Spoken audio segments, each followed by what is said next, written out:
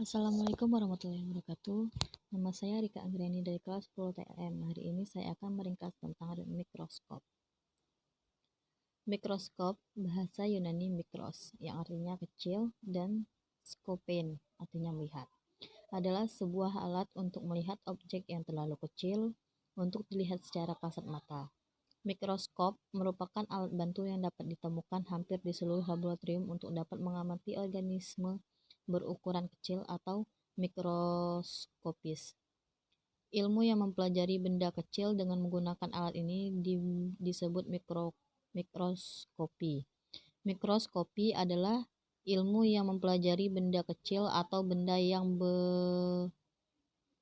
berukuran sangat kecil dengan menggunakan mikroskop, dan kata mikroskopik berarti sangat kecil, tidak mudah terlihat oleh mata seperti bakteri dan lain-lain. Jenis-jenis mikroskop. Jenis paling umum dari mikroskop dan pertama diciptakan adalah mikroskop optis. Mikroskop ini merupakan alat optik yang terdiri dari satu atau lebih lensa yang memproduksi gambar yang diperbesar dari sebuah benda yang ditaruh di bidang fokal dari lensa tersebut. Berdasarkan sumber cahayanya, mikroskop dibagi menjadi dua, yaitu mikroskop cahaya dan mikroskop elektron. Mikroskop elektron digunakan untuk mengamati objek yang lebih kecil lagi seperti sel. Mikroskop cahaya sendiri dibagi lagi menjadi dua kelompok besar, yaitu berdasarkan kegiatan pengamatan dan kerumitan kegiatan pengamatan yang dilakukan. Berdasarkan kegiatan pengamatannya, mikroskop cahaya dibedakan menjadi mikroskop diseksi untuk mengamati bagian permukaan dan mikroskop monokuler dan binokuler untuk mengamati bagian dalam sel. Mikroskop monokuler merupakan mikroskop yang hanya memiliki satu lensa okuler dan binokuler, memiliki dua lensa okuler. Berdasarkan kerumitan kegiatan pengamatan yang dilakukan, mikroskop dibagi menjadi dua, yaitu mikroskop sederhana atau yang umumnya digunakan pelajar, dan mikroskop riset atau mikroskop dark field, fluorescence, fase kontras, Norsky, DIC, dan konfokal. Struktur mikroskop. Ada dua bagian utama yang umumnya menyusun mikroskop, yaitu bagian optik yang terdiri dari lensa objektif dan lensa okuler. Lensa objektif adalah lensa yang dekat dengan objek yang diamati. Pembesaran lensa objektif dapat diatur di revolver dengan pembesaran 5 kali, 10 kali, 40 kali, 60 kali, 1 atau 100 kali. Sedangkan lensa okuler adalah lensa yang digunakan untuk tempat mata pengamat untuk mengamati objek. Pembesaran lensa okuler dapat disesuaikan kebutuhan dengan pembesaran 5 kali, 6 kali, 10 kali, dan 15 kali.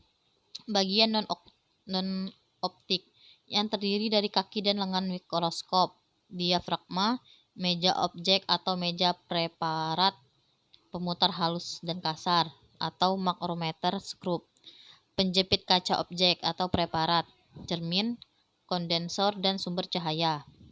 Kaki dan lengan mikroskop berfungsi untuk menunjang mikroskop. Meja objek berfungsi sebagai tempat meletakkan objek yang diamati. Pemutar halus dan kasar digunakan untuk mengatur bayangan yang dihasilkan, sedangkan cermin digunakan sebagai pemantul cahaya agar pengamatan dapat dilakukan. Sifat bayangan. Baik lensa objektif maupun lensa okuler, keduanya merupakan lensa cembung. Secara garis besar, lensa objektif menghasilkan suatu bayangan sementara yang sifatnya semu, terbalik, dan diperbesar terhadap posisi benda mula-mula. Lalu yang menentukan sifat bayangan akhir selanjutnya adalah lensa okuler. Pada mikroskop cahaya, bayangan akhir mempunyai sifat yang sama seperti bayangan sementara, semu, terbalik, dan lebih lagi diperbesar.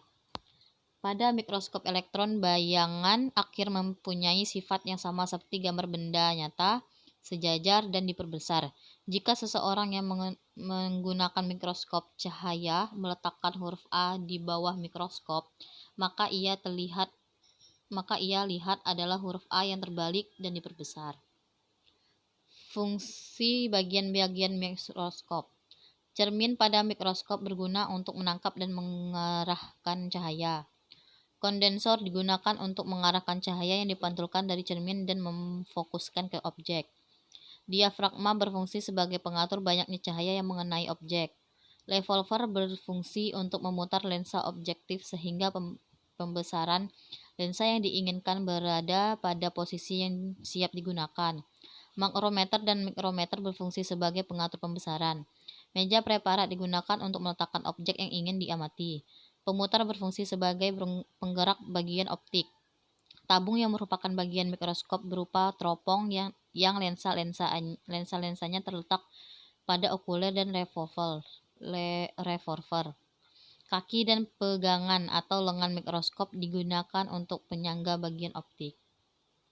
Sampai sini saja saya menjelaskan tentang mikroskop. Assalamualaikum warahmatullahi wabarakatuh.